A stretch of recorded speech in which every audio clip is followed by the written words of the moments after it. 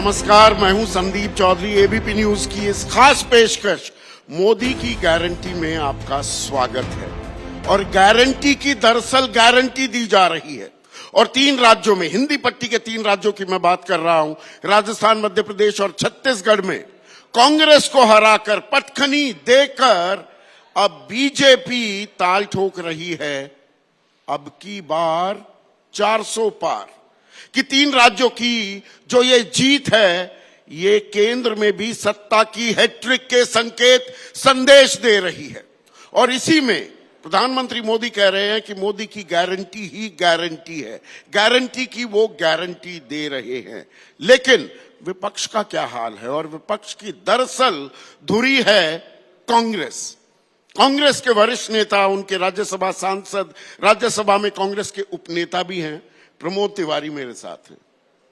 प्रमोद जी, पिछले साल से और इस साल तक की बात करें, भारत जोड़ो यात्रा, हिमाचल में जीत, फिर कर्नाटक में जीत, ऐसा लगा कांग्रेस उबार पर है, कांग्रेस में दम आ गया। पर इन 3 राज्यों के बाद क्या वो जो गुब्बारा, उसकी हवा निकलती दिख रही है? फिर से ढाक के वही 3 पात हो गया? चौधरी जी, ये कहने के पहले परसेंटेज ऑफ वोट तो देख लीजिए। ये कहने के पहले एक विनम्र अनुरोध है मेरा कि ठीक है, डेमोक्रेसी में, प्रजातंत्र में जिसका बहुमत विधायकों का, उसी की सरकार होती है। पर यह भी क्या इत्तेफाक है कि कांग्रेस को 4 करोड़ 90 लाख, मैं इसमें अभी मिजोरम नहीं जोड़ रहा, वो जोड़ने के बाद ये संख्या और आगे चली जाएगी, 5 लाख के ऊपर, 5 करोड़ के ऊपर, 5 करोड़ के ऊपर। तो उसमें हमें वोट मिलते हैं मोदी जी से ज्यादा, भाजपा से ज्यादा। वो हैं 4 करोड़ 81 लाख और हमें मिलते हैं 4 करोड़ 90 लाख। तो ये कह देना कि हम बहुत ऐसी जगह हार गए जिस पे हमें कुछ, एक जो शब्द आपने यूज किया कि अब उसको मैं दोहराऊंगा नहीं, मैं आप पे छोड़ देता हूं, ऐसी हार को विनम्रता पूर्वक मेरे जैसा आदमी स्वीकार करता है। आप कर्नाटक में जीते, हिमाचल में जीते, अब वहां भी ईवीएम थी। अरविंद केजरीवाल 2 बार, एक बार 3 सीटों पर सिमटा दिया बीजेपी को, दिल्ली में एक बार 8 सीटों पर सिमटा दिया, पंजाब में 91 सीट लेकर आए। देखिए, सिमटाने की बात करेंगे तो भाजपा को 1985 में हमने 2 सीटों पर लोकसभा में डाल दिया था। हाँ, भाजपा बनी 1980 में, जनसंघ भाजपा हाँ, बनी थी। ऐसा नहीं था कि कोई उसके अलग से लीडर्स आए थे, उन्होंने अलग से स्थापना की थी। और 200 जब बने थे सन 80 में, तो क्या संख्या थी? नहीं, जो आप ईवीएम पर अब सवाल उठाते हैं, तो अभी तक पश्चिम बंगाल, उड़ीसा, तेलंगाना, आंध्रा, ये यहाँ पर जो सरकारें बनती हैं वो कैसे बन जाती हैं? वहां तो बीजेपी की नहीं है। चौधरी साहब माफ कीजिएगा, अभी तक ईवीएम का नाम मैंने नहीं लिया था। बैलेट पेपर का नाम लिया ना, बात तो वही हो गई। नहीं, आप संजीदा हैं, परिपक्व नेता हैं। मैं फिर आपसे कह रहा हूं, मैंने नाम नहीं लिया था, आपने नाम लिया। ठीक लिया, चर्चा है, बहुत से लोग कह रहे हैं कि ईवीएम पर विश्वसनीय नहीं। उसमें दिग्विजय सिंह और कमलनाथ भी हैं। हाँ, दिग्विजय सिंह जी को सुना मैंने। दिग्विजय सिंह जी आज से नहीं कह रहे हैं, अरसे से कह रहे हैं। और जो एक समिति बनी, विचार वाले बने, उसको उस पर स्टडी भी कर रहे हैं। और दिग्विजय सिंह जैसे वरिष्ठ आदमी की स्टडी जो होती है बेस्ड ऑन द फैक्ट्स होती है। एनीवे, मैं वहां आ जाऊं। नहीं, इसमें एक दिलचस्प सी बात मैं जरूर, दर्शकों के लिए भी ये थोड़ी सी ज्ञानवर्धक होगी। 2009 के चुनाव में हार के बाद बीजेपी के अब राज्यसभा सांसद हैं, आपके सहयोगी हैं, जीवीएल नरसिम्हा राव। किताब लिखी, उसकी प्रस्तावना लिखी थी लाल कृष्ण आडवाणी ने, और ईवीएम पर तब सवाल उठाए थे। जो हार जाता है वो ईवीएम पर सवाल उठाने लगता है। देखिए, ये सवाल हमारा हारने पे नहीं था। जो कमेटी का मैंने जिक्र किया, दिग्विजय सिंह तब भी काम कर रहे थे जब कर्नाटक पे जीते थे, वो लोगों से मिल रहे थे जब हम हिमाचल भी जीते थे, मेरा एक सवाल है काउंटर आपसे। नॉर्मली तो आप सवाल पूछते हैं, मुझे पूछ लेने दीजिए। ये देश में जहां मशीन बनती है उन्होंने क्यों इस पे रोक लगाई? ये वो देश जो बड़े अग्रणी माने जाते हैं, अमेरिका ने क्यों रोक लगाई, फ्रांस ने क्यों रोक लगाई, जर्मनी ने क्यों रोक लगाई? और फिर लोकतंत्र की बात करें तो अमेरिका तो सबसे बड़ा लोकतांत्रिक देश। आज आप चांद पे पहुंच जाते हैं, बैठे धरती पे रहते हैं। तो ये दो जोड़ी जो है, नाम फिर नहीं ले रहा हूं, पर पूरा देश जानता है, इसके रहते कुछ भी असंभव संभव है। पर आइए विषय पे आ जाए। मैंने पूरा नहीं किया आपने। 4 करोड़ 80 लाख और 4 करोड़ 90 लाख पे मैं कहना चाह रहा था दो बातें। एक तो ऐसा तो नहीं कि जनता ने हमको आउटराइट रिजेक्ट कर दिया, जैसे भाजपा को रिजेक्ट कर दिया था 2 सीटों पे। दूसरा, परसेंटेज पे आइए, हम तो मंडरा रहे हैं 40% के आसपास, और ये तब मंडरा रहे हैं, तब आसपास हैं जब इंडिया चुनाव नहीं लड़ रहा था। चुनाव सिर्फ कांग्रेस पार्टी लड़ रही थी। मेरे जैसा आदमी, जिसका आपने कहा अनुभव है, हमें अब गंभीरता से विचार करना चाहिए कि हम कैसे 45% के उस पार जाएं, और 40% हम हैं। इंडिया गठबंधन जब चुनाव लड़ेगा तो आप मानकर चलिए कि यही मोदी जी हैं जिन्होंने सरकार बनाई 31.8% पे, और फिर उसके बाद 2019 में सरकार बनाई 37.8% मोटा और हम 40% पे हैं, 40% पे हैं। और अगर इंडिया गठबंधन का 7-8% भी मान ले आ गया तो याद रखिए, कश्मीर से कन्याकुमारी तक ये सब गारंटी चाइनीज सामान की तरह फेल हो जाएगी। गारंटी पे भी आते हैं जो कागजी आंकड़े हैं ना, ये मैं ले चलना चाह रहा था। ये बड़ा सुकून देते हैं। पर आपने अच्छा किया इंडिया का जिक्र कर दिया। आपने कहा जनता ने हमें नहीं नकारा है, ये इंडिया के बाकी घटक आपको क्यों नकारते घूम रहे हैं? आज 6 तारीख आप है। एक नाम सुनिए तो मैं पूरा बाकायदा नाम लेकर पूछूंगा सवाल। आज वो बैठक होनी थी इंडिया गठबंधन की। ममता बनर्जी कहती हैं कि अरे मुझे तो किसी ने बताया ही नहीं, मैं तो 6 से 11 पश्चिमी बंगाल के उत्तरी इलाके का दौरा कर रही हूं 6 से 11 दिसंबर। तबीयत खराब थी नीतीश कुमार की। अखिलेश यादव ने कह दिया मैं नहीं आऊंगा। हेमंत सोरेन के अपने दौरे चल रहे थे, वो आपसे खन्नी काटते घूम रहे हैं। अभी भी दम्भ और गुरूर को लेकर मतभेद ही नहीं, मनभेद अभी भी हावी हैं क्या इंडिया गठबंधन में? मैं बोलूं? जी प्लीज। सेशन चल रहा है पार्लियामेंट का। कल भी बैठक हुई थी, परसों भी बैठक हुई थी। जो लीडर अपनी अपनी पार्टी के फ्लोर पर हैं, परसों भी टीएमसी आई थी, सापा आई थी, और सोरेन साहब की पार्टी भी आई थी। तो हमारा इंटैक्ट इंडिया गठबंधन। मुझे किसी एक का स्टेटमेंट दिखा दीजिए कि I am no more the member of India, और जब तक नहीं हो, एक बात है उसको इंटरप्रेट करना है, आप जिस ढंग से चाहे कर ले। 3 बार आपने बैठकें मुझे की, पूरा पटना, मुझे बेंगलुरु, चौधरी मुंबई, साहब, समन्वय समिति बननी थी, चौधरी साहब, समन्वय कहाँ है? चौधरी साहब पूरा करने दीजिए। आप जब सवाल पूछें तो मुझे जवाब देने का हक है, वो दीजिए। मैं आपसे एक चीज पूछना चाहता हूं, किस बड़े लीडर ने ये कहा कि हम इंडिया के गठबंधन के पात्र नहीं हैं या हिस्सा नहीं है? अब एक डेट पे आ गया, आपने इंटरप्रिटेशन करना है, चाहे इधर करिए चाहे उधर करिए। उस पे मैं साफ करना चाहता हूं कि ये सूचना आई कि ममता जी के यहां आज उनके भाई के यहां शादी है, वो भी दार्जिलिंग में।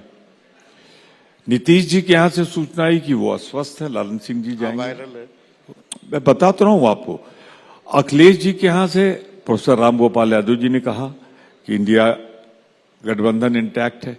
तो ये क्या कुछ मैं शब्द इस्तेमाल कर रहा हूं, उसे आप उधर मत लीजिए। क्या मैं आपसे तीखे सवाल पूछ सकता हूं? आप तीखे शब्दों का कीजिए मेरे लिए इस्तेमाल। बिना किए कैसे मैं जवाब दे पाऊंगा आपको? तो आप ये बताइए, क्या क्रूरता नहीं है ये कि कोई नहीं कह रहा है?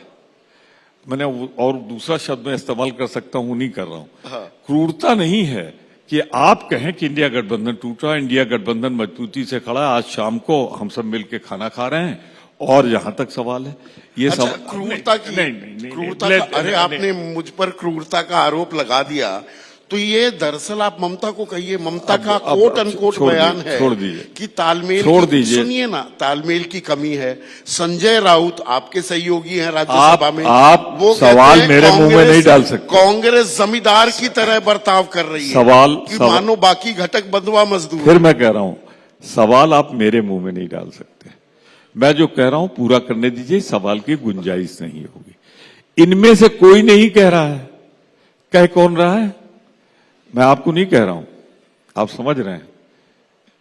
भाजपा या भाजपा के समर्थक लोग, उसमें मैं आपको नहीं शामिल कर रहा हूं।